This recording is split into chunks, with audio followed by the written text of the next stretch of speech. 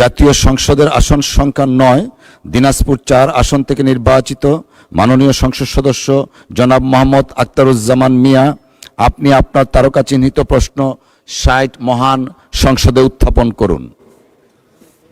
মাননীয় স্পিকার, আপনাকে ধন্যবাদ।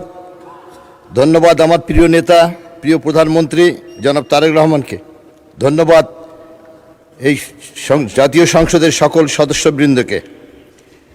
আমি মোহাম্মদ আখতারুজ্জামান মিয়া, 9 দিনাজপুর 4, আমার তারকা চিহ্নিত প্রশ্ন 60 মাননীয় অর্থ ও পরিকল্পনা মন্ত্রী বরাবরে। মাননীয় মন্ত্রী মহোদয়, অনুগ্রহ করিয়া বলিবেন কি বর্তমানে দিনাজপুর জেলার উন্নয়ন প্রকল্পের আওতায় এখানে কর্তৃক কোনো প্রকল্প চালু আছে কিনা, থাকিলে তাহা কি? মাননীয় স্যার, আপনার ধন্যবাদ। মাননীয় সদস্য, আপনাকে ধন্যবাদ। তারকা চিহ্নিত প্রশ্ন 60 মহান সংসদে উত্থাপিত হল মাননীয় অর্থ ও পরিকল্পনা মন্ত্রী জনাব আমির খসরু মাহমুদ চৌধুরী। মাননীয় স্পিকার, আপনাকে ধন্যবাদ। দিনাজপুর জেলার উন্নয়নের জন্য বর্তমানে এককভাবে 2টি প্রকল্প একনেক কর্তৃক অনুমোদিত হয়। তবে মানব সম্পদ, স্বাস্থ্য, শিক্ষা, অবকাঠামো উন্নয়ন সহ বিভিন্ন সেক্টর ডিভিশনে অনুমোদিত উন্নয়ন প্রকল্পের মধ্যে দেশের অন্যান্য জেলা ও উপজেলার সাথে 30টি প্রকল্পে দিনাজপুর জেলা অন্তর্ভুক্ত রয়েছে। বাস্তবায়নাধীন প্রকল্পগুলো হলো, মাননীয় স্পিকার, এটা কিন্তু 3 পৃষ্ঠা, অনেক লম্বা। বলেন আমি পঠিত বলিয়ে গণ্য করার জন্য অনুরোধ করি। মাননীয় মন্ত্রী, আমরা সেটা বিবেচনা করছিলাম, পঠিত বলে গণ্য করা হলো। ধন্যবাদ আপনাকে।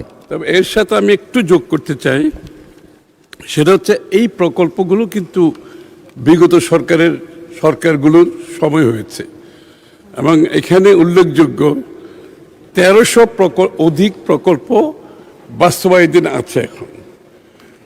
এর মধ্যে 500 প্রকল্পের 500-এর অধিক প্রকল্প 10% বাস্তবায়ন এখনো হয়নি।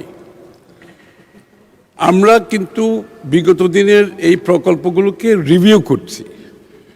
অনেকগুলো প্রকল্পের মধ্যে এখানে অপচয়, দুর্নীতির ইস্যু রয়েছে। এই জন্য 1300 প্রকল্প রিভিউর আওতায় আছে। আমি যেটা বললাম, এর মধ্যে 500-এর অধিক প্রকল্প 10% বাস্তবায়ন এখনো হয়নি। তো সুতরাং এটা আমরা যেটা রেকর্ড হবে সেখান থেকে বললাম। আর যেহেতু এটা বিগত দিনের সরকারগুলোর প্রকল্প, এগুলো নিয়ে আমার এর চেয়ে বেশি বলার কোনো সুযোগ নাই। তবে আশা করি আমরা যে প্রকল্পগুলো এখন গ্রহণ করছি, মাননীয় প্রধানমন্ত্রী এবং বিএনপির যে আগামী বাংলাদেশে দেশ গঠনের প্রকল্প যেগুলো গ্রহণ করছি, সেগুলোর মূল উদ্দেশ্য হচ্ছে গ্রামীণ অর্থনীতিকে চাঙ্গা করা, গ্রামীণ মানুষের জীবনযাত্রার মান উন্নয়ন করা। যদি গ্রামীণ অর্থনীতিকে চাঙ্গা করতে হয়, গ্রামীণ মানুষের জীবনযাত্রাকে মান যদি উন্নয়ন করতে হয়, তাহলে আমাদের প্রথম প্রায়োরিটি হবে গ্রামীণ অবকাঠামোগুলো উন্নয়ন করা। এর জন্য আমি আশা করি আগামী দিনে আপনাদেরকে আরও বেশি ভালো খবর, সুখবর এই সরকারের পক্ষ থেকে দিতে পারবো। মাননীয় স্পিকার, আপনাকে ধন্যবাদ। মাননীয় মন্ত্রী, আপনাকেও ধন্যবাদ।